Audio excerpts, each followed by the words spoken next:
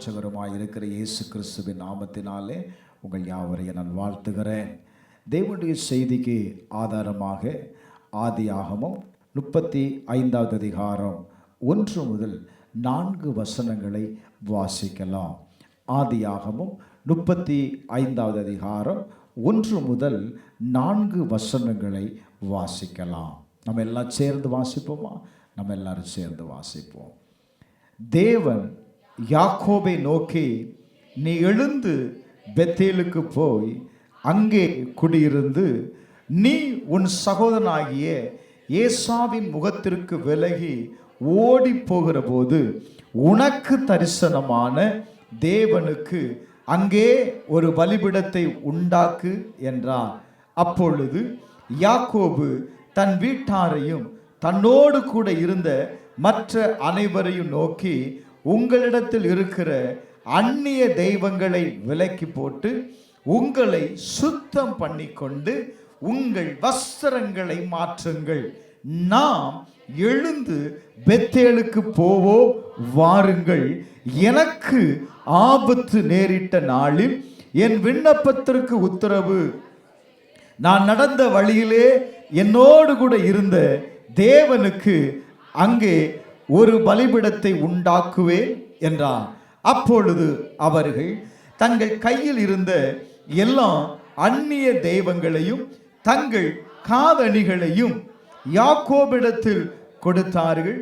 யாக்கோபு அவர்களை சீகேம் ஊர் அருகே இருந்த ஒரு கர்வாலி மரத்தின் கீழே புதைத்து போட்டான். அல்லேலூயா, அல்லேலூயா. வேதம் சொல்லுகிறது, நீ எழுந்து பெத்தேலுக்கு போ.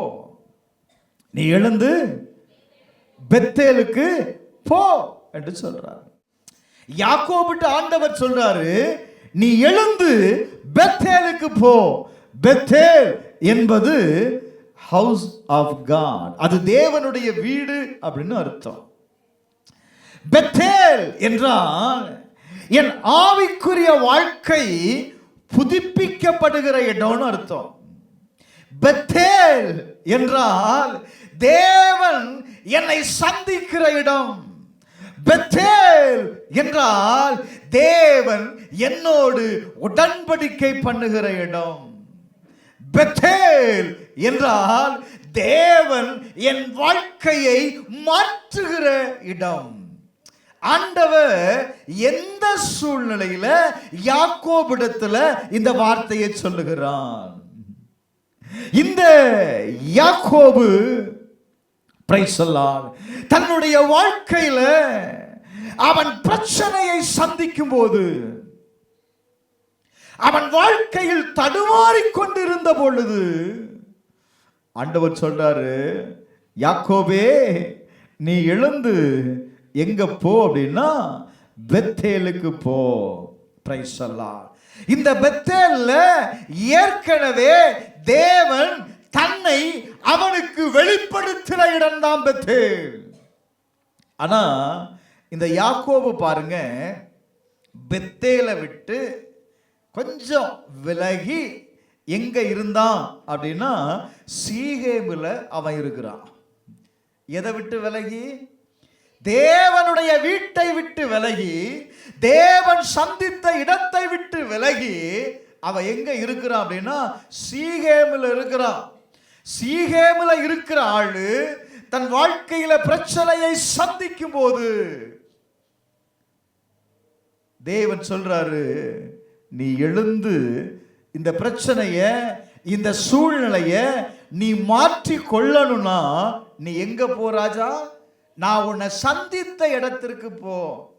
இந்த இடத்தை நீங்க பார்க்கும் பொழுது ராஜாக்களின் காலத்திற்கு முன்பாக, சரியா, ராஜாக்களின் காலத்திற்கு முன்பாக அநேக பேர் என்ன செய்வாங்க அப்படின்னா தேவனுடைய சித்தத்தை அறிந்து கொள்வதற்கு கடந்து வருகிற இடம்தான் பெத்தேல்.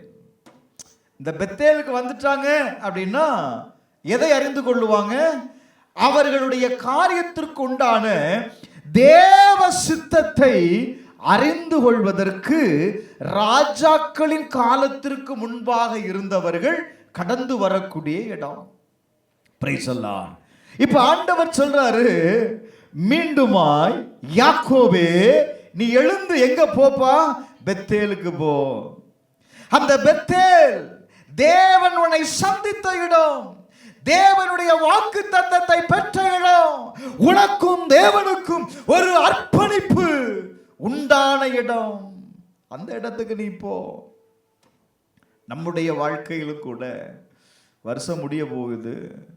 கர்த்தர் வாக்குத்தத்தத்தை கொடுத்தா நம்ம வாழ்க்கையில் அந்த வாக்குத்தத்தம் சுதந்திரித்திருக்கிறோமா, நிறைவேறி இருக்கிறா அப்படின்னா ஒரு பெரிய கேள்வியாக இருக்கு. என்ன வாக்குத்தத்தம்? ஒண்ணுமே நடக்க மாட்டுக்கு. ஏன் அப்படின்னா வாக்குத்தத்தத்தை பெற்ற இடம் தான் பெத்தேல். ஏன் அந்த வார்த்தை நிறைவேறல அப்படின்னா அவன் பெத்தேலை விட்டு விலகி இருந்தான். நீங்க தேவனுடைய வீட்டை விட்டு விலகி இருக்கும் பொழுது எது பலிக்காது அப்படின்னா தேவனுடைய வாக்குத்தத்தங்கள் பலிக்காது பிரதர். தேவனுடைய வாக்குத்தத்தத்தை சுதந்திரித்துக் கொள்ள முடியாது. அவன் தேவனோடு உள்ள ஆதி அன்பை அவன் விட்டு என்ன செய்துட்டான்னா விலகிட்டான். அதான் ஆண்டவர் சொல்றார், எப்பா நீ ஆதியில கொண்டிருந்த அன்பை நீ என்ன செய்துட்ட? விட்டுட்ட. யாக்கோபுட்ட சொல்றாரு, இந்த பிரச்சனைக்கு முடிவு வரணும்னா, இந்த சூழ்நிலை மாறணும்னா நீ மறுபடியும் எழுந்து எங்க போ? பெத்தேலுக்கு போ. Price the Lord. நான் உங்களுக்கு சொல்ற அதே அழைப்பு தான். இந்த சூழ்நிலைகள் மாறணும் அப்படின்னா, கஷ்டங்கள் நீங்கணும் அப்படின்னா, உங்க வாழ்க்கையில ஒரு மறுரூபம் அடைய வேண்டும் என்றால் 2026க்கு பிரவேசிக்க முன்பாக நீங்க ஒரு காரியத்தை செய்யணும். சும்மா பிரவேசித்தாலாம் வாக்குத்தத்தம் என்ன செய்யாது, எப்பவும் போல வாக்குத்தத்தம் வரும். நீங்க என்ன நினைப்பீங்க அப்படின்னா அது யாருக்கோ நடக்க போகுது, யாருக்கோ ஆண்டவர் என்ன செய்யறாரு? பேசுறார். என் வாழ்க்கையில எல்லாம் இதெல்லாம் நடக்காது, இதெல்லாம் ரொம்ப தூரம் பாஸ்டர் அப்படின்னு நினைக்கிற ஆளு இருக்கிறாங்க. இல்ல, அந்த வாக்குத்தத்தத்தை பெற்றுக்கொள்ளும்போது மாத்திரம் சோத்திரம் சோத்திரம் சோத்திரம் சோத்திரம், அதுக்கப்புறம் ஆத்திரம் தான் வருது வாக்குத்தத்தத்தை நினைச்சா. நான் சொல்றேன், அந்த வாக்குத்தத்தத்தை சுதந்திரித்துக் கொள்வதற்கு முன்பதாக அந்த யாக்கோபு ஆண்டவர் சொல்றாரு, நீ என்ன செய்? எழுந்து பெத்தேலுக்கு போ. உடனே அவன் என்ன செய்தான் தெரியுமா? தன் வீட்டாரையும் தன்னோடு குடுந்த அனைவரையும் என்ன செய்தான் அப்படின்னா சொல்றான், எப்பா உங்களிடத்தில் இருக்கிற அந்நிய தெய்வங்களை விலக்கி போட்டு உங்களை சுத்தம் பண்ணிக்கொண்டு உங்கள் வஸ்திரங்களை மாற்றுங்கள். எப்படி?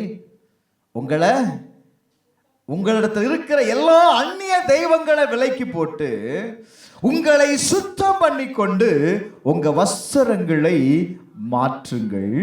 நாம் எழுந்து எங்க போறோம்னா பெத்தேலுக்கு போகிறோம். ஏன் கேள்வி வரும்ல, ஏன் பெத்தேலுக்கு போகணும்? எனக்கு ஆபத்து வந்த போது பிரைஸ் தி லார்ட், என் விண்ணப்பத்திற்கு அவர் என்ன செய்தார் அப்படின்னா உத்தரவு கொடுத்தார். நான் நடந்த எல்லா வழியிலையும் என்னோடு கூட அவர் இருந்தார். அந்த இடத்துல நான் போய் நான் எதை கட்ட போறேன் அப்படின்னா ஒரு பலிபீடத்தை கட்ட போறேன். எதை கட்ட போறேன் சொல்லுங்க? ஒரு பலிபீடத்தை கட்ட போறேன். நீங்க எல்லாரும் என்னோடு கூட வரணும். எங்க? ஆமா, நம்ம எல்லாரும் சேர்ந்து தான் போறோம். சும்மா சாதாரணமா போகக்கூடாது. அங்க போகணும் அப்படின்னா முதலாவது விளக்க வேண்டிய எல்லாவற்றையும் விளக்கணும். தான் ரொம்ப முக்கியம். சிலவங்களுக்கு மனசே வராது, வீட்டில் இருக்கிற வேண்டாத பொருட்களை தூக்கி போடுவதற்கு மனசே வராது. வரும் பாருங்க கோபம் எப்படின்னு.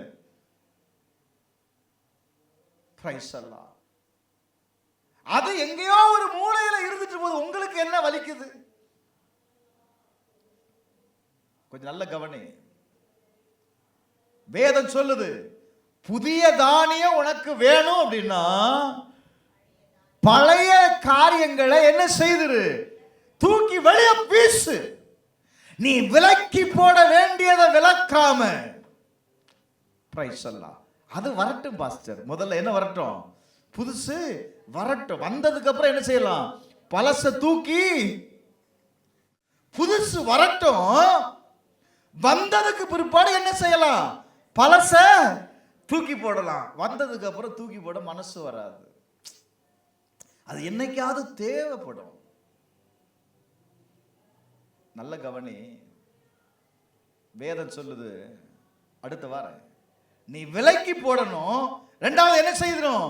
உங்களை பரிசுத்தம் பண்ணிக்கொள்ளணும். உன்னுடைய பரிசுத்தத்தை கெடுக்கிறதே என்ன அப்படின்னா பழைய காரியங்கள் தான்.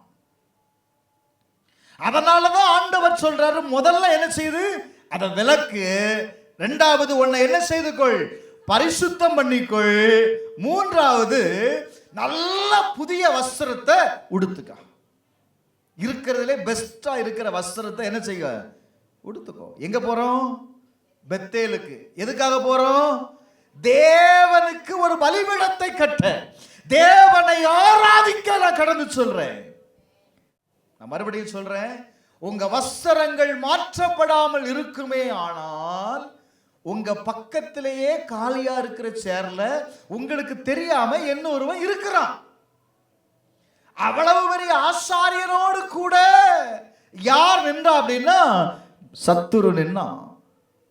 அவன் கண்ணுக்கு தெரியல, ஆண்டவர் பார்க்கிறாரு. இந்த பயலுக்கு இங்க என்ன வேலை? இவனுக்கு இங்க என்ன வேலை? ஏன் அவனோடு கூட இன்னொருவன் நிற்கிறான்? அப்ப காரணம் என்ன அப்படின்னா யோசுவாவை கூப்பிடுறாரு. முதல்ல அவன் வஸ்திரத்தை என்ன செய்ய? மாற்று. அவன் வஸ்திரம் மாற்றாமல் இருக்கிறதுனால அங்க என்ன வந்துச்சு அப்படின்னா பிரைஸ் எல்லாம் சத்துருவானவன் அவனோடு கூட நின்றான்.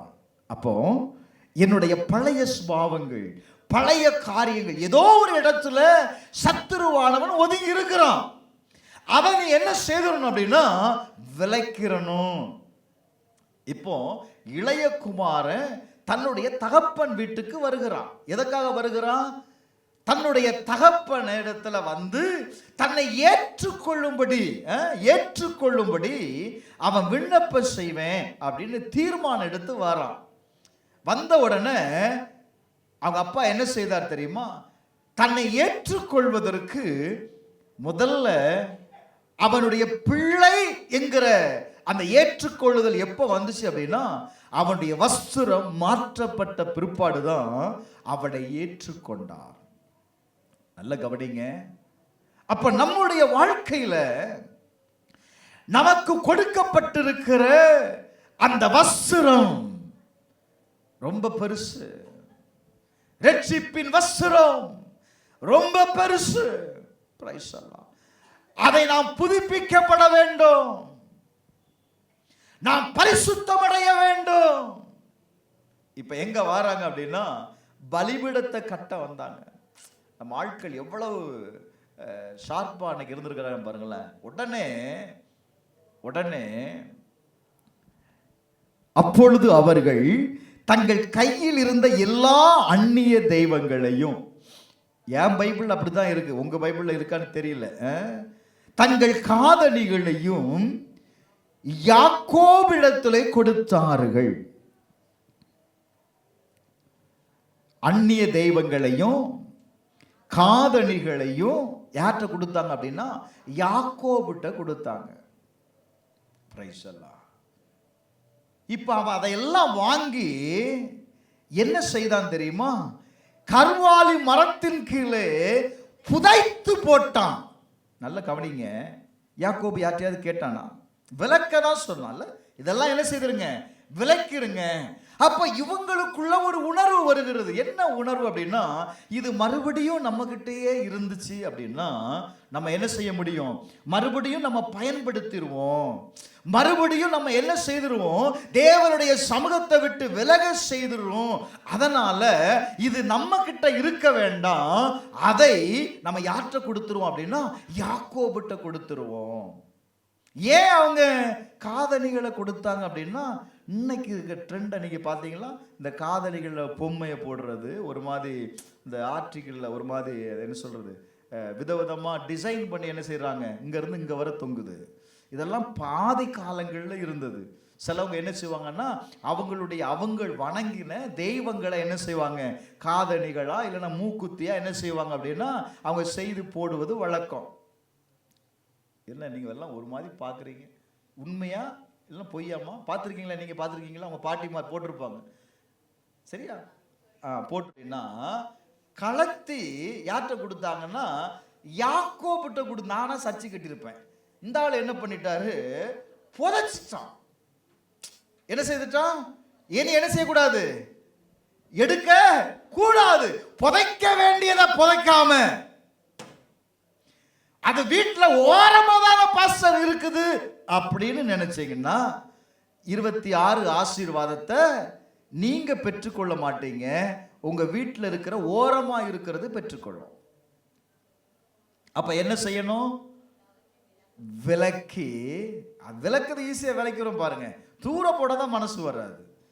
குழியை தோண்டி என்ன செய்திரு, புதைச்சிரு. புதைக்க வேண்டியதை புதைக்காம சபைக்கு வருகிறதுனால, தேவனை ஆராதிக்கிறதுனால நோ யூஸ். வாக்குத்தத்தம் என்ன செய்யாது சொல்லுங்க, நிறைவேறாது. நிறைவேறணும் அப்படின்னா உங்களுக்கு என்ன வேணும் தெரியுமா? இந்த 3 செய்யணும். 3 காரியத்தை செய்யணும். ஒன்று என்ன செய்யுங்க, விலக்கி போடுங்க. எதெல்லாம் தேவனுடைய சமூகத்தை விட்டு உங்களை விலக செய்ததோ அதை விலக்கு. 1. 2வது உங்களை பரிசுத்தம் பண்ணுங்க. 3வது உங்கள் வஸ்திரங்களை மாற்றுங்க. உங்க வஸ்திரங்களை மாற்றுங்க. நான் இனி எந்த வஸ்திரத்தை நான் உடுக்கணும், எது எனக்கு சரியா இருக்கும்? எல்லா வஸ்திரமும் எல்லாருக்கும் என்ன இருக்காது, சரியா இருக்காது. அப்ப எனக்கு தகுதியான வஸ்திரம் என்ன, அதை நான் உடுத்தும் பொழுது அது எனக்கு என்னவா இருக்கும் அப்படின்னா அலங்காரமா இருக்கும். இப்ப அவ என்ன செய்யறான்? பெத்தேலுக்கு வந்தாங்க, புதைச்சிட்டு வந்தாங்க. சொல்லுங்க, என்ன செய்துட்டு வந்தாங்க? ஆமா, புது வருஷ ஆராதனைக்கு என்ன செய்யணும்? ஆமா, எதை புதைக்கணும்? அதுதான் முக்கியம். எதை புதைக்கணும் அப்படின்னா புதைக்க வேண்டியதை புதைச்சிட்டு யாரெல்லாம் வரணும்? யாரெல்லாமா வரணும்? தன் வீட்டாரும், என் வீட்டாரும். அப்படி வாசிக்கணும். என் வீட்டாரும், என் வீட்டில் இருக்கிற எல்லாரும் எங்க வரணும்? சபைக்கு வரணும். தேவனுடைய வீட்டிற்கு வந்து தேவனுடைய வாக்குத்தத்தத்தை சுதந்தரித்து அந்த வாக்குத்தத்தத்திற்கு உங்களை அர்ப்பணிக்கிறீங்க பாருங்க, அதுதான் ஆசீர்வாதம். வாக்குத்தத்தத்தை பெற்றுக்கொள்ளுகிறது ஆசீர்வாதம் அல்ல, உங்களை அர்ப்பணிக்கிறது தான். ஏன்னா நீங்க அந்த வசனத்தை வாசிச்சீங்க அப்படின்னா 28வது அதிகாரம், ஆதியாகமம் 28வது அதிகாரம் 16வது வசனத்திலிருந்து வாசித்து பாருங்க. அங்க வாசிக்கும் போது, யாக்கோபு நித்திரை தெளிந்து விழித்த போது இந்த ஸ்தலத்தில் யார் இருக்கிறார்? கர்த்தர் இருக்கிறார். மெய்யாகவே கர்த்தர் இருக்கிறார். உடனே சொல்றான், இது என்னது? தேவனுடைய வீடு. பிரைஸ் அல்லாஹ். அந்த ஸ்தலத்துக்கு என்ன பேரிடுறான்னா பெத்தேலா பேரிடுறான். ஏன்னா அந்த ஸ்தலத்தில் யார் இருக்கிறா? அதுக்கு முன்னாடி அந்த இடத்துக்கு என்ன பேரு? லூஸ். இந்த லூஸ்ல நான் இருந்தேன்னா நானும் லூஸ் ஆயிடுவேன், அதனால இது லூஸ் சரியில்லை அப்படின்னு அந்த லூஸை எதா மாத்துறான்னா தேவனுடைய வீடா மாத்துறான். பிரைஸ் அல்லாஹ். ஏன்? அங்க யார் இருக்கிறது? கர்த்தர் இருக்கிறான். இப்ப பாருங்க, இப்ப தேவனோடு கூட அங்க பேசுறான். அங்க என்ன நடக்குது அப்படின்னா ஒரு அர்ப்பணிப்பு நடக்குது. ஒரு உடன்படிக்கை ஏற்படுத்திக் கொள்ளுகிறான். ஆண்டவரே, நான் போகிறேன், இந்த வழியை என்னை காப்பாற்றி எனக்கு ஆகாரமும் உடுக்க வஸ்திரமும் எனக்கு தந்து என்னை நீங்க திரும்பி வர பண்ணுவீங்க அப்படின்னா நீர் யாராயிருப்பீர்? என் தேவனாயிருப்பீர். ஒரு ஆமென் சொல்லுங்களேன். கர்த்தர் அப்படியே அவன் கூட இருந்தார். ஒரு ஆமென் சொல்லுங்களேன். அல்லேலூயா, அல்லேலூயா. உடனே அதுக்கு சாட்சியா என்ன தெரியுமா வைக்கிறான்? ஒரு தூணை நிறுத்தி, இந்த கல் என்ன அப்படின்னா தேவனுடைய வீடு. தேவன் அவனோடு பேசுவதற்கு அடையாளமாய் அங்கே ஒரு தூணை நிறுத்தினான். இப்பதான் ஆண்டவர் சொல்றாரு, அவன் விட்டு விலகிட்டான். அதை விட்டு விலகின உடனே வாழ்க்கையில சில இழப்புகள், சில என்னதான் வாக்குத்தத்தம் இருந்தும் அவன் வாழ்க்கையில என்ன வரல அப்படின்னா உயர்வு வரல. ஏமாற்றத்தையே சந்திச்சிட்டு இருக்கிறான், கஷ்டத்தையே சந்திச்சிட்டு இருக்கிறான். பாருங்க, இவனால வாக்குத்தத்தம் யாருக்கு? யாக்கோபுக்கு இல்ல. ஆனா யாக்கோபின் நிமித்தம் அவனுடைய மாமா ஆசீர்வாதமா இருக்கிறான். சில நேரத்துல நம்ம கஷ்டப்படுவோம், ஆனா நம்ம நிமித்தம் யார் ஆசீர்வாதமா இருப்பாங்க அப்படின்னா இன்னொருவர் ஆசீர்வாதமா இருப்பாங்க. என்ன காரணம் நினைக்கிறீங்க? என்ன காரணம்னா, நான் அந்த ஆசீர்வாதத்திற்கு தகுதியாகாத பட்சத்தில் எனக்கு வர வேண்டிய ஆசீர்வாதம் அதை என்ன செய்யுது அப்படின்னா கடந்து போகிறது. இப்பதான் ஆண்டவர் சொல்றாரு, உன்னோடு பேசுனதை, நீ பேசுனதை மறந்துட்டியே யாக்கோபு, நீ மறுபடியும் எழுந்து நான் உனக்கு தரிசனமான இடத்துக்கு போ. பிரைஸ் அல்லாஹ். இப்பதான் அவன் சொல்றான், ஆண்டவருக்கு ஒரு பலிபீடம் கட்டலாம். பிரைஸ் அல்லாஹ். இந்த பலிபீடம் என்பது ஒன்று, நாம் தேவனுக்கு ஆராதனை செய்யணும். 2, தேவனுக்கு நாம் நன்றி உணர்வோடு இருக்க வேண்டும். 3வது, நாம் கீழ்ப்படிய வேண்டும். இதெல்லாம் எங்க நடக்கணும் அப்படின்னா பலிபீடத்தில் நடக்கணும். நான் கட்டுகிற பலிபீடத்தில் தேவன் செயல்படுவதற்கு அல்லது தேவன் என்னோடு பேசுவதற்கு நான் என்ன செய்யணும் அப்படின்னா தேவனை ஆராதிக்கணும். ஏன்னா ஆராதனையில தான் தேவன் என்ன செய்வார்? சந்திப்பான். 2வது, தேவனுக்கு நான் என்ன செய்யணும் அப்படின்னா நன்றி உணர்வு உள்ளவனாக இருக்கணும். தேவன் நமக்கு செய்த எல்லாவற்றிற்கும் நம்ம என்ன செய்யணும் அப்படின்னா நன்றி உள்ளவர்களாக இருக்கணும். 3வது, ஆண்டவர் பேசுவார். பேசும்போது என்ன கொடுக்கணும் அப்படின்னா அப்படியே நான் செய்வேன் ஆண்டவரே. ஒரு கீழ்ப்படிதல் வந்துடணும். நல்ல கவனிங்க, இன்னும் 10 நாள் இருக்கு. இந்த 10 நாட்களும் கர்த்தருக்கு முன்பாக தேவன் உங்களை சந்திக்கும்படி ஒரு பலிபீடத்தை நீங்க கட்டுவீங்கன்னா, ஒரு பலிபீடத்தை கட்டுவீங்கன்னா நான் சொல்லுவேன், அந்த பலிபீடம் உனக்கு மாத்திரமல்ல உன்னுடைய குடும்பத்திற்கும் ஒரு மிகப்பெரிய ஆசீர்வாதத்தை கொண்டு வரும். நான் வேதத்திலிருந்து சில நபர்கள் பலிபீடத்தை கட்டினதை நான் காண்பித்து கொடுக்கிறேன். முதலாவது பார்த்தீங்க அப்படின்னா ஆதியாகமம் 8வது அதிகாரம் 20வது வசனத்தில் நோவா கர்த்தருக்கு ஒரு பலிபீடத்தை கட்டுகிறான். நோவா கர்த்தருக்கு ஒரு பலிபீடத்தை கட்டுகிறான். அவன் பலிபீடத்தை நல்ல கவனிங்களேன் கட்டி ஆண்டவர் என்ன செய்தார் தெரியுமா? அவன் அந்த பலிபீடத்தை கட்டினது நிமித்தம் இனி நான் மனுஷ நிமித்தம் பூமியை என்ன செய்வதில்லை, சபிப்பதில்லை. நான் இப்பொழுது செய்தது போல இனி சகல ஜீவன்களையும் சங்கரிப்பது இல்லை. நீங்க கட்டுகிற பலிபீடம் ஆண்டவர் உங்களோடு கூட என்ன செய்கிறார் தெரியுமா? அதை ஏற்றுக்கொண்டு நான் இனி செய்ய மாட்டேன்பா, நான் இனி உன்னை என்ன செய்ய மாட்டேன், நான் சங்கரிக்க மாட்டேன், இனி நீ சாபமா இருக்க மாட்டேன். நோவா கட்டின பலிபீடம் அவருடைய சந்ததியை காப்பாற்றினது. ஆதியாகமம் 12வது அதிகாரம் 7வது 8வது வசனத்தை வாசிக்கும் பொழுது ஆபிரகாம் கர்த்தருக்கு ஒரு பலிபீடத்தை கட்டுறான். Praise the lord. அந்த பலிபீடத்தை கட்டி அவன் என்ன செய்யறான் அப்படின்னா கர்த்தருடைய நாமத்தை அவன் தொழுது கொள்ளுகிறான். நடந்தது என்ன தெரியுமா? Price the lord. அந்த தேசத்துல மிகப்பெரிய பஞ்சம் வந்துச்சு. அந்த பஞ்சத்திற்கு அவன் காப்பாற்றப்பட்டான். ஒரு ஆமென் சொல்லுங்களேன். அல்லேலூயா. 22வது அதிகாரம் 9வது வசனத்துல மறுபடியும் ஆண்டவர் சொல்றாரு, பிரைஸ் தி லார்ட், ஆபிரகாம் மறுபடியும் ஒரு பலிபீடத்தை கட்டுகிறான். அந்த பலிபீடத்தை கட்டி தன்னுடைய மகனாயிருந்த ஈசாக்கை அவன் என்ன செய்தான் தெரியுமா?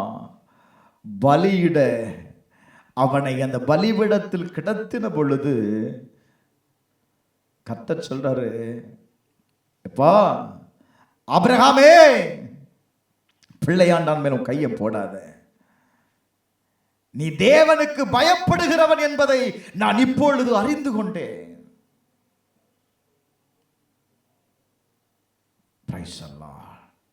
இன்றையிலிருந்து 17வது வசனம் 16, 17, நீ உன் புத்திரன் என்றும் உன் ஏகசுதன் என்று பாராமல் அவனை ஒப்பு கொடுத்து இந்த காரியத்தை நீ செய்தபடியால்.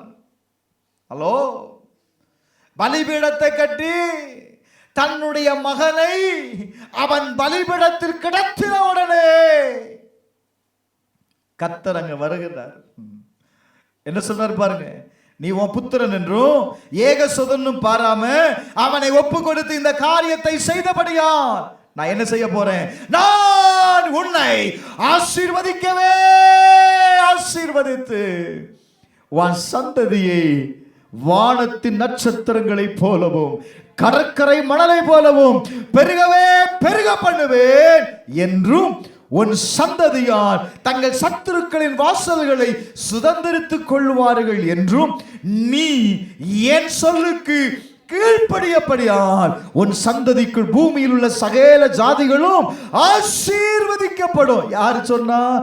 கர்த்தர் சொன்னார். எப்போ சொன்னார்? எப்பக்கா சொன்னார்? பலிபீடம் கட்டினா. Price the Lord. பலிபீடத்தை கட்டாம ஆசீர்வாதத்தை பெற்றுக்கொள்ளவே முடியாது. அப்ப எனக்கு தேவன் என்னை சந்திப்பதற்கு ஒரு இடம், தேவனை ஆராதிப்பதற்கு ஒரு இடம், தேவனுக்கு நன்றி உள்ளவனாய் நான் இருப்பதற்கு ஒரு இடம், தேவனுடைய வார்த்தைக்கு கீழ்ப்படிவதற்கு ஒரு இடம், அதுதான் பலிபீடம். உங்க வாழ்க்கையில பலிபீடம் இருக்கா? பலிபீடம் தான் உங்களுக்கு எதை கொண்டு வரும் அப்படின்னா தேவனுடைய ஆசீர்வாதத்தை, தேவனுடைய வாக்குத்தத்தம் உங்க வாழ்க்கையில நிறைவேறுகிறத உங்களால பார்க்க முடியும். அதனாலதான் சார் யாக்கோபு கர்த்தருக்கு பலிபீடம் கட்டினான். எதற்காக கட்டினான்? தேவன் அவனை ஆசீர்வதிக்கணும் அப்படின்னா, தேவன் அவனை சந்திக்கணும் அப்படின்னா பலிபீடம் தேவை. யாத்திராகமம் 24வது அதிகாரம் 4வது வசனத்தை வாசித்து பாருங்க. மோசே கர்த்தருடைய ஒரு பலிபீடத்தை கட்டுறான் பாருங்க. 24:4 மோசே கர்த்தருடைய வார்த்தைகளை எல்லாம் எழுதி வைத்து ஒரு பலிபீடத்தை கட்டினான். ஹலோ, பலிபீடத்தை கட்டி எதை எழுதுனா? கர்த்தருடைய வார்த்தையை எல்லாம் எழுதுனா. அப்ப பலிபீடத்திற்கு முன்பாக நான் என்ன செய்யணும் அப்படின்னா, கர்த்தர் உங்களுக்கு கொடுத்த வாக்கு தத்தத்தை அறிக்கை பண்ணணும். நீங்க இப்படி சொல்லி இருக்கிறீங்களா ஆண்டவரே? நீங்க இந்த வருஷம் இந்த வாக்கு தத்தத்தை கொடுத்தீங்களா ஆண்டவரே? அவன் அந்த வாக்கு தத்தத்தை எல்லாம் சொல்லி ஜெபிக்கும் போது அங்க என்ன நடந்தது தெரியுமா?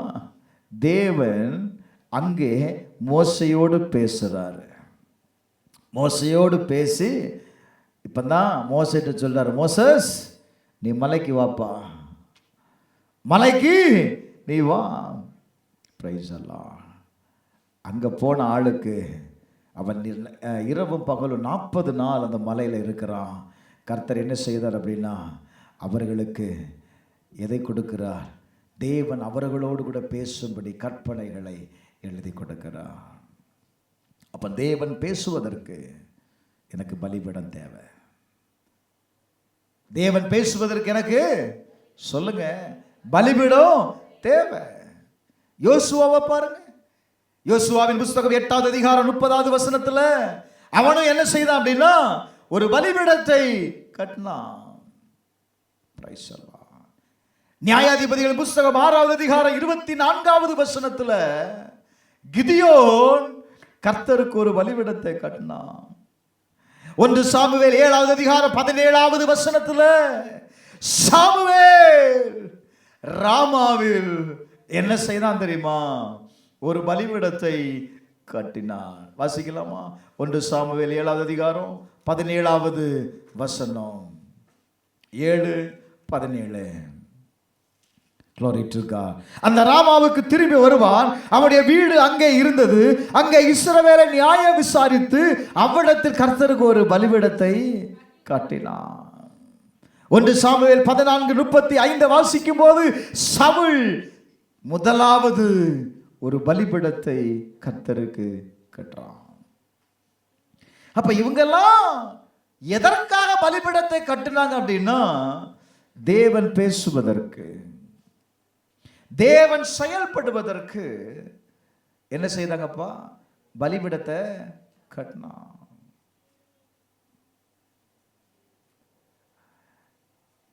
எலியாவை நீங்க பார்க்கும் பொழுது அவனும் ஒரு பலிபீடத்தை கட்டுறான். அவன் எதற்காக பலிபீடத்தை கட்டுறான் அப்படின்னா, கர்த்தருடைய அக்கினி இறங்குவதற்கு. 1 ராஜாக்கள் 18வது அதிகாரம் 32வது வசனத்தை வாசித்து பாருங்க. அந்த கற்களாலே எதை கட்டினா? சொல்லுங்க, எதை கட்டினாமா? பிரைஸ் எல்லாம். விறகுகள்லாம் அடுக்கி அதுக்கு மேல பலியிடுவதற்கு காளையை வைக்கிறோம். அதற்கு மேல தண்ணீரை ஊற்றின உடனே அங்க என்ன நடந்தது தெரியுமா? பிரைஸ் எல்லாம்.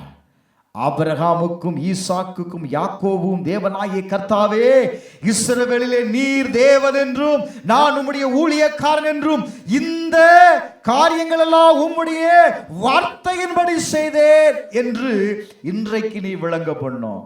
இதெல்லாம் எதன்படி செய்தான்? பலிபீடத்தை கட்ட சொன்னது யாரு? கர்த்தர். அவர் சொன்னதுனாலதான் இவன் என்ன செய்யறான்? அவன் சொல்றான், உங்க வார்த்தையின்படி நான் செய்துட்டேன், இப்ப நான் சொல்றபடி நடக்கணும். அப்பொழுது என்ன நடந்தது தெரியுமா? பிரைஸ் எல்லாம். நீர் தேவனாகிய கர்த்தர் என்றும் தேவரீர் தங்கள் இருதயங்களை மறுபடியும் திருப்பினர் என்றும் இந்த ஜனங்கள் அறியபடிக்கு என்னை கேட்டருளும், என்னை கேட்டருளும். ஜெபம் பண்ணி முடிச்ச உடனே கர்த்தரிடத்திலிருந்து அக்கினி இறங்கினது. அல்லோ, கர்த்தருடைய அக்கினி இறங்குச்சு. உங்களுக்கு தெரியுமா, பகல் முழுவதும் அந்த ஜனங்கள் பாகாலை கூப்பிட்டாங்க. எந்த உத்தரவும் இல்லை, எந்த உத்தரவும் இல்லை. என்னென்னவோ முயற்சி செய்தாங்க, அங்க ஒன்றும் நடக்கலை.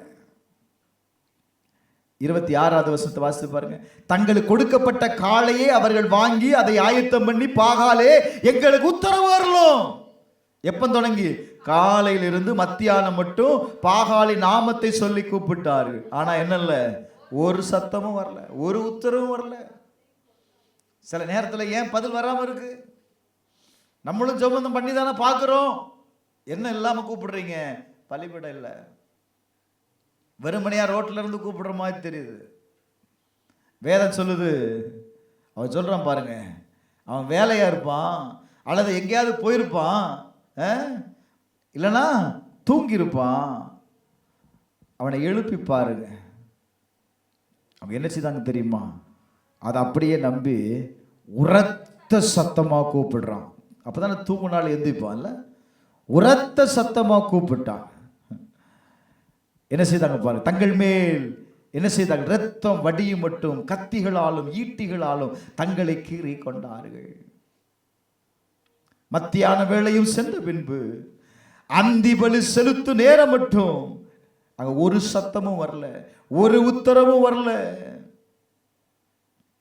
ஹலோ, எலியா பலிபீடத்தை கட்டி கர்த்தருக்கு தகன பலியை கொடுத்த போது கர்த்தர் இறங்கினார்.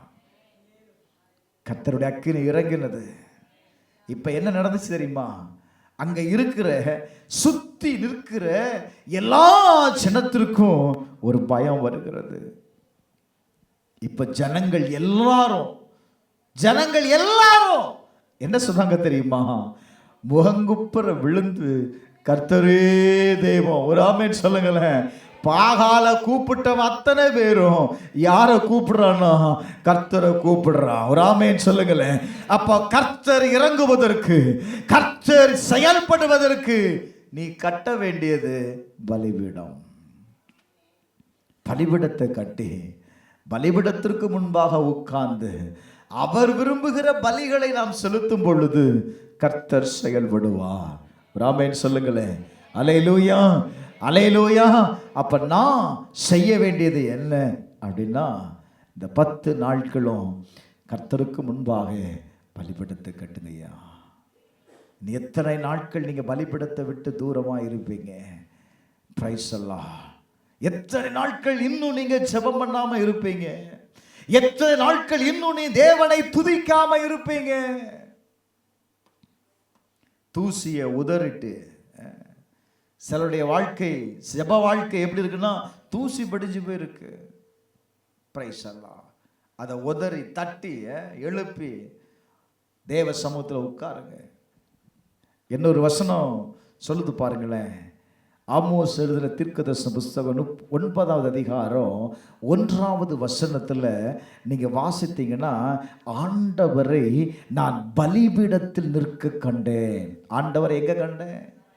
பலிபீடத்தில் நிற்க கண்டேன். நீ பலிபீடத்தை கட்டினாலே அங்க யார் வந்துருவா அப்படின்னா கர்த்தர் வந்துருவாருங்க.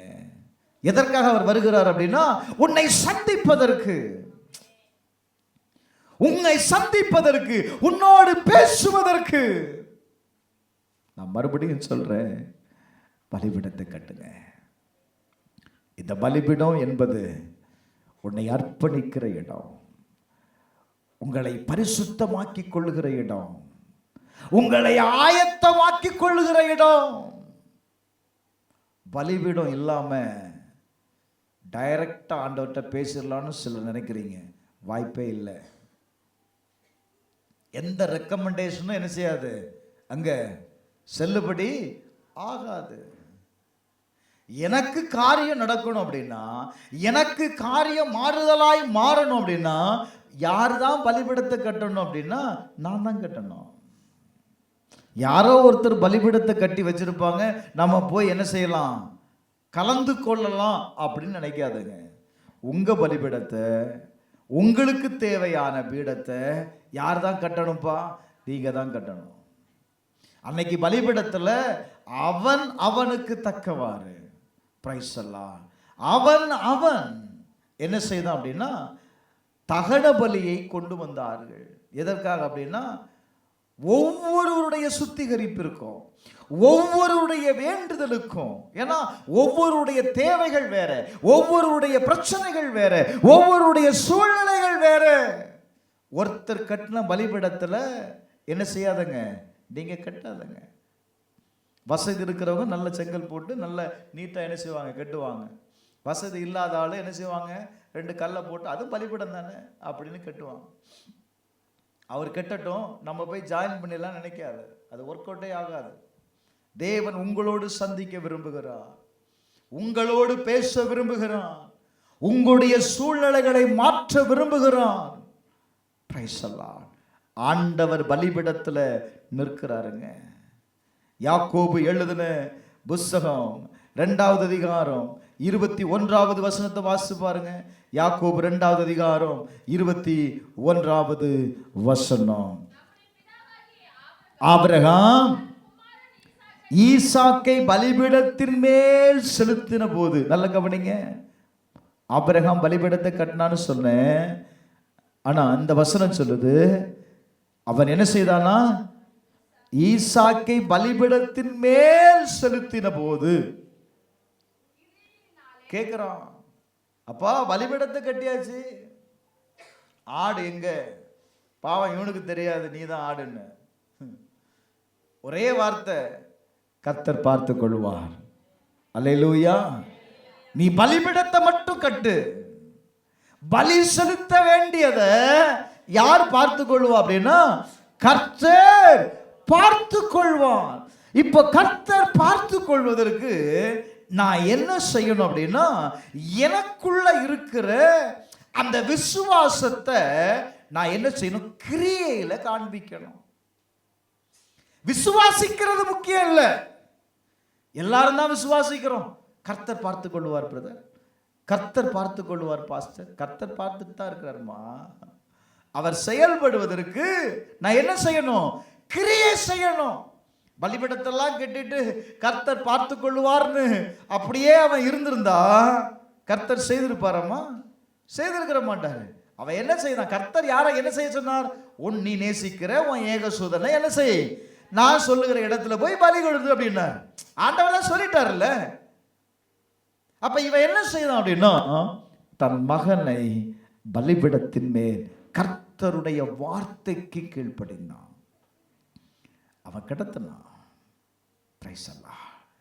அந்த பலிபீடத்தின் மேல் அவனை கடத்தின உடனே, ஓ க்ளோரி டு காட், இப்ப அவனுடைய கிரியையை கண்டு கர்த்தர் செயல்படுகிறார். வேதம் சொல்லுகிறது, பலிபீடத்தின் மேல் செலுத்தின போது கிரியைகளினாலே அவன் என்ன செய்தான்? நீதிமானாக்கப்பட்டான். அப்ப எது அவசியம்? எதுங்க அவசியம்? கிரியை. கிரியை இல்லாத விசுவாசம் செத்தது. அப்ப என்னுடைய செயல்களை நான் என்ன செய்யணும் அப்படின்னா கிரியையில காட்டணும். கிரியையில காட்டணும். அதுதான் நன்றி உணர்வு, அதுதான் ஒரு கிராட்டிடியூட், அந்த மைண்ட் செட். நான் எப்படி நான் நன்றி உள்ளவனா இருக்கிறேன்? கர்த்தர் எனக்கு செய்த எல்லாவற்றிற்கும் நான் எதை செலுத்துகிறேன்? அது ரொம்ப முக்கியம், ரொம்ப முக்கியம். கர்த்தருக்கு நன்றி உள்ளவனா இருங்க. அதுதான் உங்களை என்ன செய்யும் தெரியுமா? அடுத்த ஆசீர்வாதத்திற்கு நேராக அல்லது அடுத்த அற்புதத்திற்கு நேராக உங்களை கொண்டு போகும். ஏங்க, இந்த பலிபீடம் ரொம்ப முக்கியம். பிரைஸ் எல்லாம். ஏன்னா இந்த பலிபீடத்தில் யார் இருக்கிறான்னு சொன்னேன்? கர்த்தர் இருக்கிறார். நீங்க வெளிப்படுத்துற 11வது அதிகாரம் 1வது வசனத்தை வாசிக்கும் போது அங்க எழுதப்பட்டிருக்கிறது, பிரைஸ் எல்லாம், தேவதூதன் நின்று என்னை நோக்கி நீ எழுந்து தேவனுடைய ஆலயத்தையும், எல்லாம் எடுத்துட்டீங்களா வசனத்தை? வாசிங்க. நீ எழுந்து தேவனுடைய ஆலயத்திற்கும் பலிபீடத்தையும் அதில் தொழுது கொள்ளுகிறவர்களையும், ஹலோ, என்ன செய்யப்படுகிறது? எதை அளக்க சொல்றாரு? முதல்ல ஆலயத்தை அள, ரெண்டாவது பலிபீடத்தை அளந்து பாரு. பலிபீடத்தில் என்னெல்லாம் இருக்குது ரொம்ப முக்கியம். பலிபீடத்தில் ஆராதனை இருக்குதா? ஜனங்க ஆராதிக்கிறாங்களா? ஜனங்க நன்றி சொல்றாங்களா? ஆராதனையில கீழ்ப்படுகிறாங்களா? எதை பார்க்கிறாரு? முதல்ல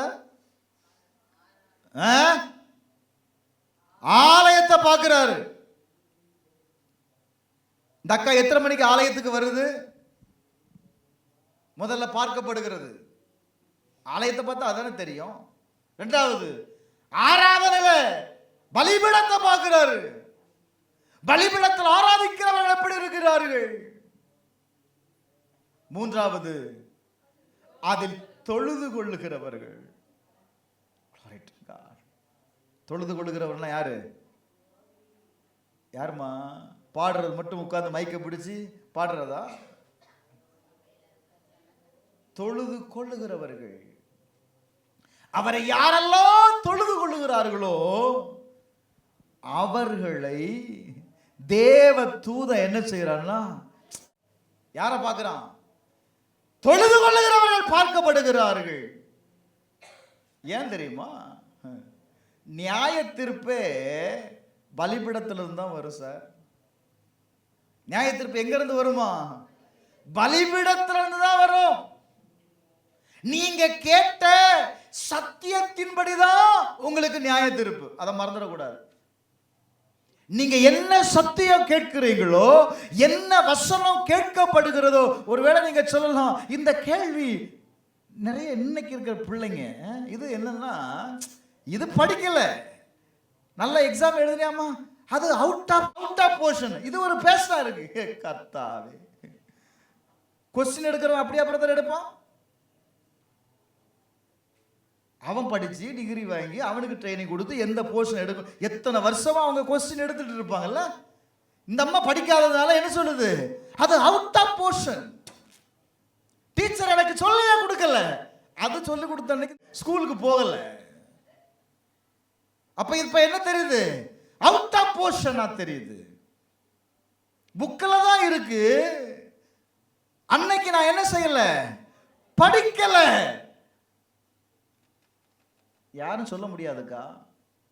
உங்களுக்கு உபதேசம் பண்ணப்பட்ட வசனத்தின்படிதான் கர்த்தர் உங்களை பலிபீடத்திலிருந்து நியாயம் தீர்ப்பார். என்ன வசனத்தை வாசிப்போமா? வெளிப்படுத்தின 16:7. 16:7. பலிபீடத்திலிருந்து வேறொருவன் ஹலோ, நீ என்னமா இவ்வளவு ஸ்லோவா போடுற? பலிபீடத்திலிருந்து வேறொருவன் சர்வ வல்லமுள்ள தேவனாகிய கர்த்தாவே, உம்முடைய நியாய தீர்ப்புகள் சத்தியமும் நீதியுமானவைகள் என்று சொல்ல. ஹலோ, நீங்க கேட்ட சத்தியம்தான், நீங்க கேட்ட வசனம்தான் என்ன செய்யும் அப்படின்னா, என்ன சத்த வர மாட்டுக்கு, நியாயம் தீர்க்கும். ஆராதனைக்கு 8 மணிக்கு வர வேண்டும் என்று தெரிந்தும் 9 மணிக்கு வருவேன் என்றால் நியாய தீர்ப்பு நாளில் தப்புவித்துக் கொள்ள முடியாது. நான் சொல்லல, ஆமோஸ் 3:14 சொல்லுது. நான் பெத்தேலின் பலிபீடங்களை விசாரிப்பேன். உன் பலிபீடம் என்ன செய்யப்படும்? விசாரிக்கப்படும். கர்த்தர் சும்மாலாம் விட மாட்டாருக்கா. யாரையும் என்ன செய்ய விட மாட்டாரு. அது பாஸ்டரா இருந்தாலும் சரி, யாரா இருந்தாலும் சரி, அவர் விசாரிப்பா. அங்க போய் நின்றுட்டு, எனக்கு அப்பவே தெரியும் ஆண்டவரே, நீர் இதெல்லாம் கேட்பீர் அன்று எனக்கு தெரியும், நீர் கொடுத்ததை நான் பத்திரமா நான் என்ன செய்து வச்சிருக்கிறேன், புதைச்சி வச்சிருக்கிறேன், இந்தாரம் வாங்கிக்கொள்ளும். ஆண்டவர் என்ன சொல்லுவாரு, அப்பா நாமாடி என் வசனத்துக்கு கீழ்ப்படிந்த அப்படி சொன்னாரா? அடா நாசமா போனவனே, தெரிந்தும் நீ செய்யாம இருந்திருக்கியே, நான் கேட்பேன்னு தெரியும்ல, தெரியும்ல, அப்ப நீ என்ன செய்திருக்கணும், செய்திருக்க வேண்டியதானே. அடுத்தவனை பார்க்கிறாரு, ஆண்டவரே நான் இன்னும் 2 சம்பாதிச்சிருக்கிறேன், இன்னும் 5 நான் சம்பாதிச்சிருக்கிறேன். என்ன தெரியுமா ஆண்டவர் சொல்றாரு, உத்தமமோ உண்மையுமான ஊழியக்காரனே, இதை நீ சுதந்திரித்துக் கொள்ளும்படி நீ போப்பா. நான் மறுபடியும் இப்படி சொல்லி முடிக்கிறேன். நம்முடைய வாழ்க்கை வெறுமையானது அல்ல பிரதர், நம்முடைய வாழ்க்கை வெறுமையானது அல்ல. பிரைஸ் அல்லாஹ். கர்த்தர் நம்மை இம்மைக்குரிய காரியங்களிலும் ஆசீர்வதித்திருக்கிறார், மறுமைக்குரிய காரியங்களிலும் ஆசீர்வதித்திருக்கிறார். அது என்ன இம்மை மறுமை? இந்த உலகத்திற்குண்டான காரியங்களிலும் கர்த்தர் நம்மை ஆசீர்வதித்திருக்கிறார். வருகிற காரியங்கள், பிரைஸ் அல்லாஹ். வருகிற நாட்களுக்கு உண்டான ஆசீர்வாதம். இன்னைக்கு அருமையான வந்து பாட்டு இல்லை, வரும் காரியத்தை குறித்து வரும் காலத்தை குறித்து நீ ஏன் கவலைப்படுற? அது உன் கையில் இல்லைப்பா. நாளைக்கு என்பது என்னது? உன் கையில். வருங்காலத்தை குறித்து நீ கவலைப்படாத. இன்னைக்கு இன்னைக்கு பிரைஸ் அல்லாஹ். நாளைக்கு என்பது அது யாருடைய கரத்தில் இருக்கு அப்படின்னா கர்த்தருடைய கரத்தில் இருக்கு. இன்னைக்கு நிறைய பேர் நாளைக்கு நாளைக்கு நாளைக்கு நாளையே குறித்து கவலைப்படுகிறதுனால பிரசன்ட் லைஃபை விட்டுருதோம். பிரைஸ் அல்லாஹ். இன்றைக்கு நீ தேவனுடைய ராஜ்யத்தை தேடு. நாளைக்கு உள்ளது உனக்கு என்ன செய்யப்படும் தெரியுமா? கூட கொடுக்கப்படும். அல்லேலூயா, அல்லேலூயா, அல்லேலூயா. நான் இப்படி சொல்கிறேன், உங்கள் பலிபீடத்தை கட்டுங்க, பலிபீடத்தில் நில்லுங்க, பலிபீடத்தில் காத்துருங்க. கர்த்தர் இறங்குவார். அக்கினி இறங்குகிறத நீங்கள் காண்பீங்க, கர்த்தர் செயல்படுவதை நீங்கள் காண்பீங்க. இன்னும் எத்தனை நாட்கள் நீங்க, அவன் தான் சொல்றான், இன்னும் எத்தனை நாட்கள் நீங்க குந்தி குந்தி நடப்பீர்கள். ஏன் ரெண்டு மனசோட வாழணும்? ஏன் அறக்குறை மனசோடு சர்ச்சைக்கு வரணுங்கிறேன். இன்னும் எத்தனை நாள் தான் அந்த வாழ்க்கையில், இன்னும் எத்தனை நாட்கள் தான் அந்த போராட்டம்? அதுக்கு ஒரு முடிவு வேண்டாமா? ஒரு முற்றுப்புள்ளி வேண்டாமா? அதற்காக தான் நம்ம ஆலயத்துக்கு வரோம், அதற்காக தானே தேவனை தேடுறோம். அது நம்முடைய கஷ்டங்கள் சூழ்நிலைகள் மாறுவதற்காக தானப்பா சபைக்கு வரோம். சபைக்கு வந்து ஒன்றும் நடக்கலைன்னா எவ்வளவு கஷ்டம், எவ்வளவு கஷ்டம். பாட்டு மட்டும் பாடுறோம், கர்த்தரை தேடின நாட்களெல்லாம் என் காரியங்களை வாய்க்க பண்ணார்னு பாடுறோம். கர்த்தரை தேடலையாப்பா. இந்த வசனத்தை காண்பித்து கொடுத்தல, கர்த்தரை யாரெல்லாம் தேடுறாங்களோ அவங்களுக்கு தான் கர்த்தர் நல்லவராயிருப்பார். கர்த்தரை தேடுகிறவருக்கு தான்ப்பா கர்த்தர் நல்லவராயிருப்பாரு. கர்த்தரை அறிந்தவனுக்கு அல்ல. கர்த்தரை தேடு. இந்த கடைசி நாள்ல கர்த்தரை தேடுங்க, கர்த்தரை தேடுங்க, கர்த்தரை விட்டு விலகிடாதுங்க.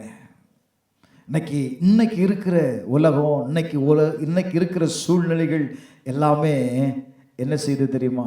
கர்த்தரை விட்டு விலக செய்கிற காரியம் தான் நடக்குது. கர்த்தருடைய சமூகத்தை விட்டு விலக செய்கிற காரியம் தான் இன்னைக்கு நடக்குது. ரொம்ப ஈஸியா தேவ சமூகத்தை விட்டு இன்னைக்கு விலகிடலாம்.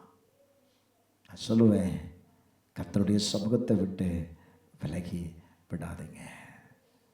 கர்த்தருடைய சமூகத்தை விட்டு நீங்க விலகிட்டீங்கன்னா, கர்த்தர் சந்திக்கிற நேரம் வரும் பொழுது அங்க நீங்க இல்லைன்னா,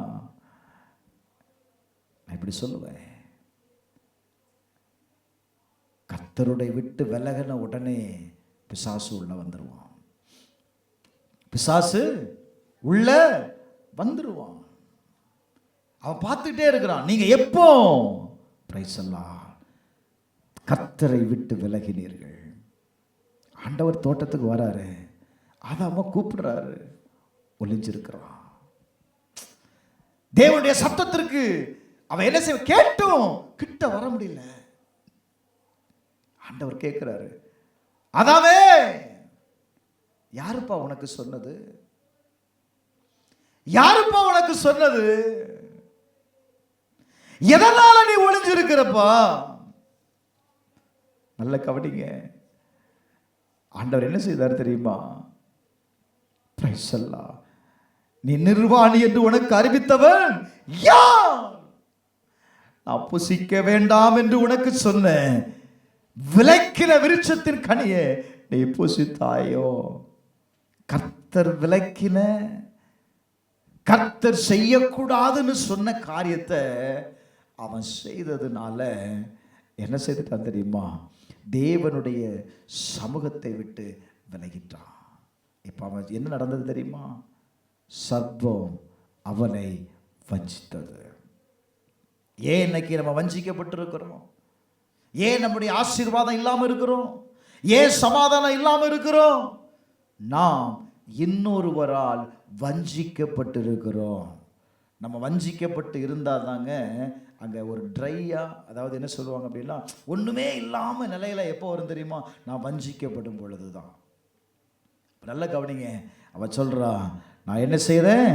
வஞ்சிக்கப்பட்டேன். பிரைஸ் எல்லாம். நல்ல கவனிங்க. கர்த்தர் மறுபடியும் அவனை அழைத்து கொண்டார். இன்றைக்கு நீங்க தேவனுடைய சமூகத்தை விட்டு விலகி இருக்கிற காரியம் என்ன பிரதர், சிஸ்டர்? என்ன இந்த ஒரு வருஷமும் தேவனுடைய வார்த்தையை கேட்டிருக்கீங்க, தேவனுடைய செய்தியை கேட்டிருக்கிறீங்க. எத்தனை செய்திக்கு நீங்க கீழ்ப்படிஞ்சீங்க, அல்லது எத்தனை செய்திக்கு உங்களை நீங்க அர்ப்பணித்தீங்க, அல்லது நீங்க எத்தனை வார்த்தைக்கு கீழ்ப்படிந்து எத்தனை ஆத்துமாக்களை நீங்க ஆதாயப்படுத்தினீங்க. கர்த்தர் வரப்போகிறாரு. அவருடைய நாள் சமீபமா இருக்கிறது. இருக்கா? கர்த்தர் உங்க பலிபீடத்தை விசாரிப்பாரு. என்ன சொல்லுவீங்க? விசாரிக்கிற நாள்ல என்னப்பா சொல்லுவீங்க? அன்னைக்கு நான் சர்ச்சுக்கு வரல ஆண்டவரேன்னு சொல்லுவீங்களா? கொஞ்சம் நல்ல கவனிங்க. பலிபீடம் ரொம்ப முக்கியம். பலிபீடம் என்பது தேவன் உன்னை சந்திக்கிற இடம். யாக்கோபு அந்த பலிபீடத்தை கட்டினான். கர்த்தர் மறுபடியும் அவருடைய வாழ்க்கையை கட்டி எழுப்பினார். கர்த்தருக்கு பலிபீடத்தை கட்டுங்க, உங்க வாழ்க்கை கட்டி எழுப்பப்படும். நம்ம எல்லாரும் ஜெபிப்போம். பரலோக பிதாவே, இயேசுவின் நாமத்தில் ஜெபிக்கிறோம்ப்பா. யாக்கோபு தன்னுடைய வாழ்க்கையில ஆண்டவரே அவன் வாழ்க்கையை சீரமைத்துக் கொள்வதற்கு நீங்க அவன்கிட்ட சொன்னீங்க, எழுந்து பெத்தேலுக்கு போன்னு சொன்னீங்கப்பா. எங்க வாழ்க்கையை மறுபடியும் கட்டி எழுப்புவதற்கு ஆண்டவரே தேவனுடைய வீட்டுக்கு நாங்கள் கடந்து வந்திருக்கிறோம். எங்களை அர்ப்பணிக்கிறோம். எங்க ஒவ்வொருடைய வாழ்க்கையும் மறுசீரமைக்கப்படட்டப்பா. தேவ திட்டத்துல எங்க வாழ்க்கை கட்டப்படட்டும். எங்கள் ஒவ்வொருவரையும் ஆசீர்வதியும். இயேசுவின் நாமத்தினால 2026 ஆண்டுக்குள் நாங்கள் பிரவேசிப்பதற்கு முன்பதாக பலிபீடத்தை கட்ட, தேவனிடத்தில் சேர எங்களுக்கு உதவி செய்யும். இயேசுவின் நாமத்தில் ஜெபிக்கிறேன் நல்ல பிதாவே,